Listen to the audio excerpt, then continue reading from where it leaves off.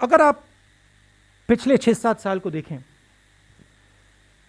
तो हर इंडस्ट्री में उन्हीं 4-5 लोगों की मोनोपोली बन रही है।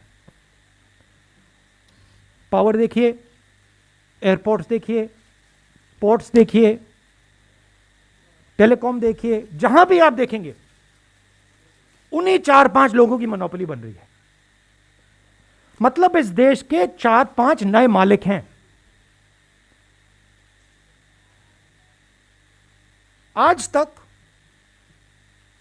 एग्रीकल्चर में, खेती में मोनोपोली नहीं थी। आज तक हिंदुस्तान के खेतों का फायदा किसानों को जाता था, मजदूरों को जाता था, मिडिल क्लास को जाता था, गरीबों को जाता था। कैसे?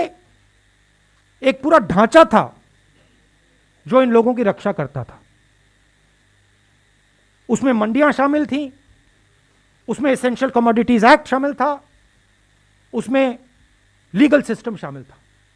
ये 3 कानून खेती में, एग्रीकल्चर में एक बार फिर जो इंडिपेंडेंस से पहले हालत थी वो करने जा रहे हैं। 4-5 लोगों के हाथ में पूरा का पूरा हिंदुस्तान की खेती का ढांचा नरेंद्र मोदी जी दे रहे हैं। इसीलिए किसान बाहर खड़े हैं और किसान अपनी रक्षा नहीं कर रहे हैं। और ये हमारे मिडिल क्लास भाइयों को और खासतौर से युवाओं को समझना होगा, वो आपकी रक्षा कर रहे हैं, वो आपके भोजन की रक्षा कर रहे हैं। और हम सबको पूरा का पूरा उनको समर्थन देना है। ये हिंदुस्तान की रियलिटी है। The government believes that they can tire out the farmers.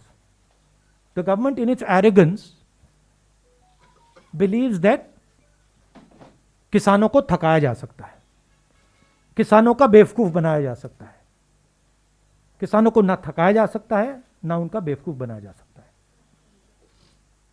किसान प्रधानमंत्री से ज्यादा होशियार है। प्रधानमंत्री से ज्यादा समझ हिंदुस्तान के किसान को है, क्या हो रहा है क्या नहीं हो रहा है। तो that is the reality. Solution एक ही आएगा, ये तीनों कानूनों को वापस लेना पड़ेगा, और कोई सोल्यूशन नहीं आएगा। We are exerting more pressure. We are already exerting pressure. This press conference is a means of exerting pressure.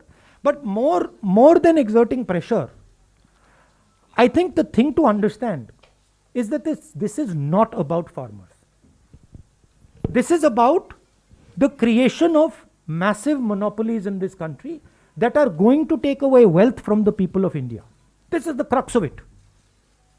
Please tell me one industry in India today, just name it for me, which is not monopolized by the same 5-6 people.